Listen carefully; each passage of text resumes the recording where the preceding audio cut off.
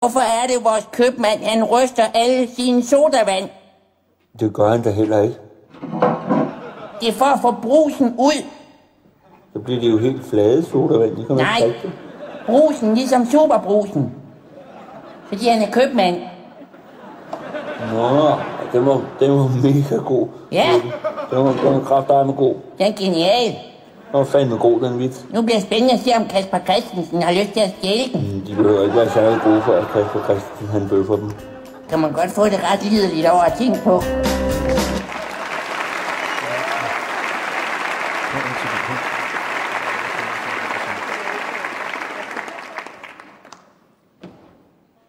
Parforholdet, som vi alle kender, kan inddeles i 5 stadier. Det første stadie er mødet. Før manden og kvinden. Før manden og kvinden kan finde ind i parforholdets harmoni, er det vigtigt, at de overhovedet møder hinanden. Det kan ske helt tilfældigt. Ja, men så heldig er man sjældent. For det meste skal man opsøge sit held ved selv at skabe kontakt. Men da kvinder som regel er nogle kolde skider, der kun går i byen for at snakke med deres veninder, så skal mandens kontakt doseres med største omhu. Det kan gøres for diskret. Det kan også gøres for vildt. Men det kan også gøres passende. Hej. Hej. Så er der skabt kontakt. Nu skal den udbygges. Manden kan vælge at tale med kvinden, men for at han overhovedet turde tage kontakt til kvinden, har han pelset 18 store fadøl, så hans talegaver er rimelig begrænsede.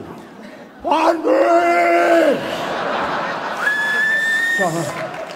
Derfor kan det anbefales at danse i stedet.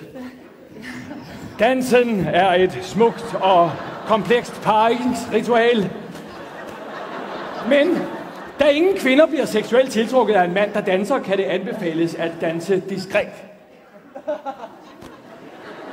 Ja, dansefasen skal for mandens vedkommende hurtigt overstås, men den kan ikke undgås. Dansen er, om man så må sige, den pris, der skal betales for senere at få lov til at smutte en lille hyggefinger op i kvindens anus. Dansefasen derimod er kvindens domæne.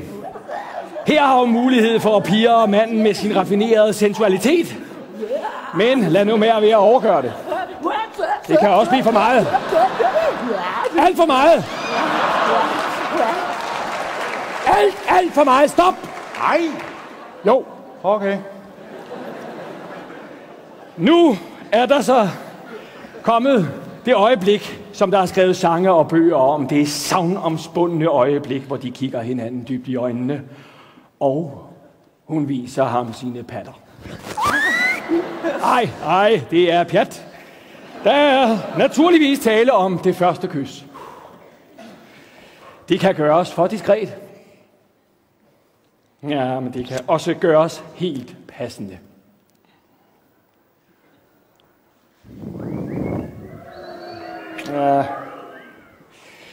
Ja, det første kys kan selvfølgelig også gøres helt upassende, men nok om det.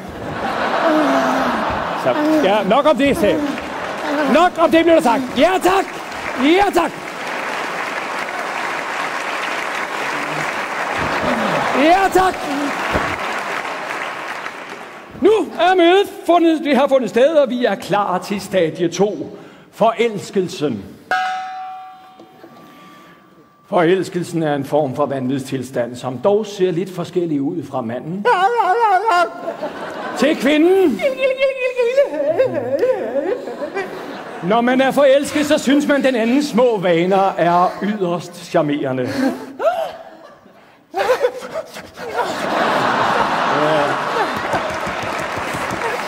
Ja.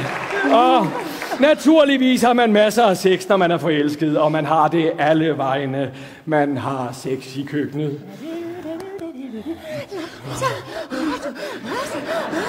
I sofaen. Man har sex hos svigermor, eller retter hele vejen derhen.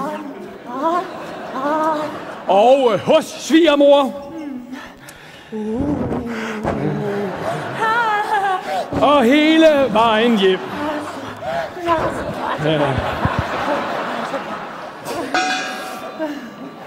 Ja, et lille kuriosum angående forelskelsesstadiet er, at det er det eneste af parforholdets 5 stadier, hvor kvinden synes, at sæd smager godt.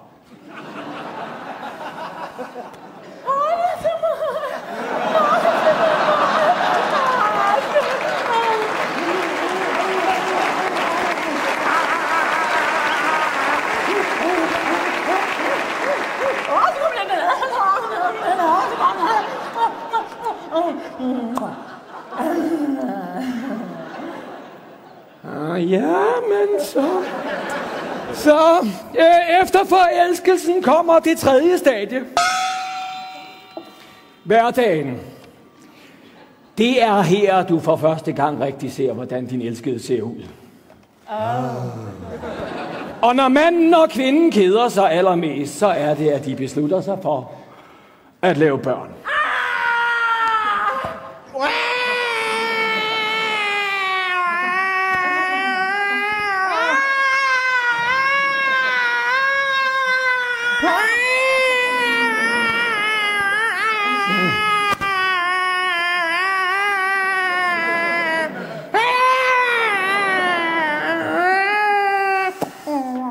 Og med børnene kommer parforholdets 4. stadie, krisen.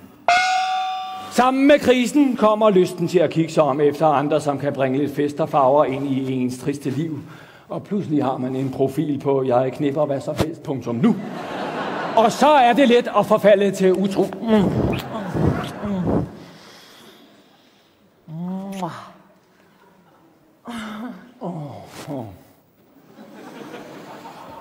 Og hvis det bliver opdaget, kan det skabe hævnkærlighed og lyst til gengældelse.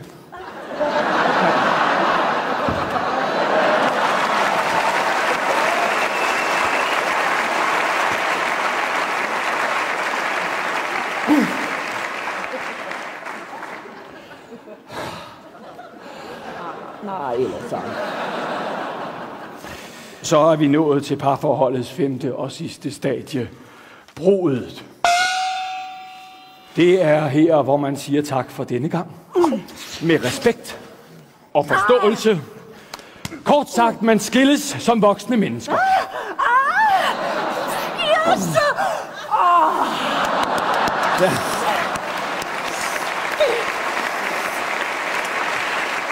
Ja. Så går manden og kvinden fra hinanden.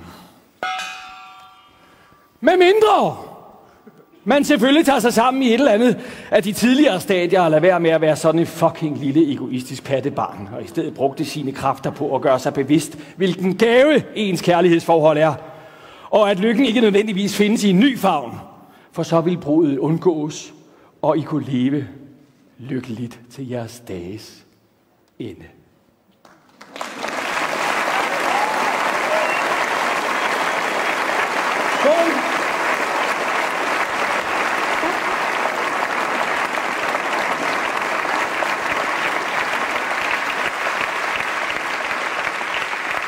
Hvad er talent?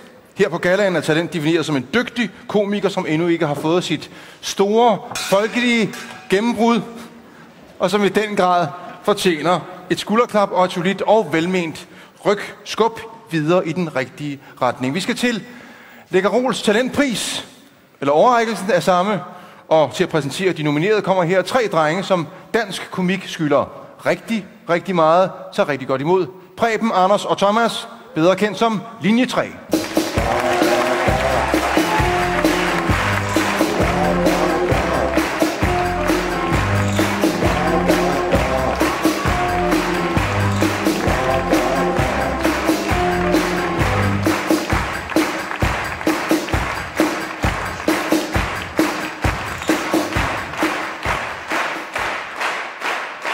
Tusind tak til en af de største fornøjelser, når man har været på scenen i så mange år, som vi 3 har, næsten 100 år til sammen. Det er at se nye talenter vokse op, opstå, blomstre til stor glæde for publikum og til stor inspiration for os andre. Og derfor var det naturligvis med stor fornøjelse og stor glæde, og også en hel del ære faktisk, at sige ja til at komme her i aften og uddele en pris og et velfortjent skulderklap til et sådan talent. Og det er kolleger, komikere, der har indstævnet ham eller hende til at få prisen. Og du har noget? De nominerede kommer her.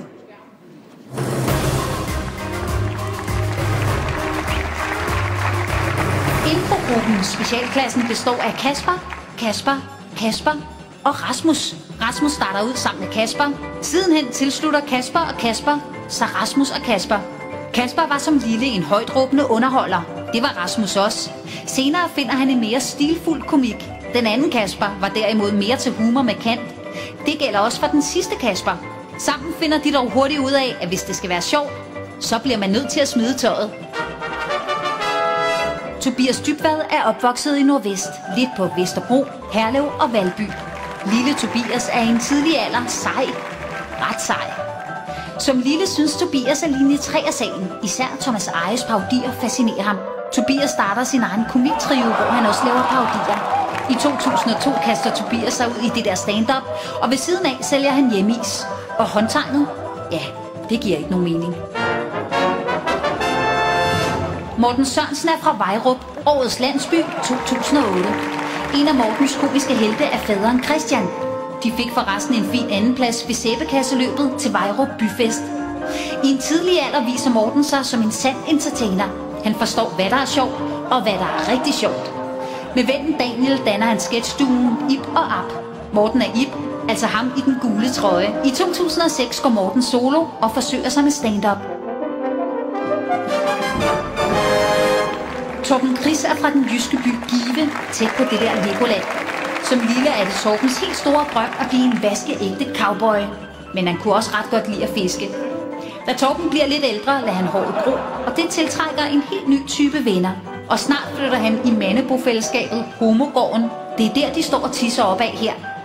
Torben debuterer på Give Festival 2003 med en nyskabende blanding af stand-up og strip.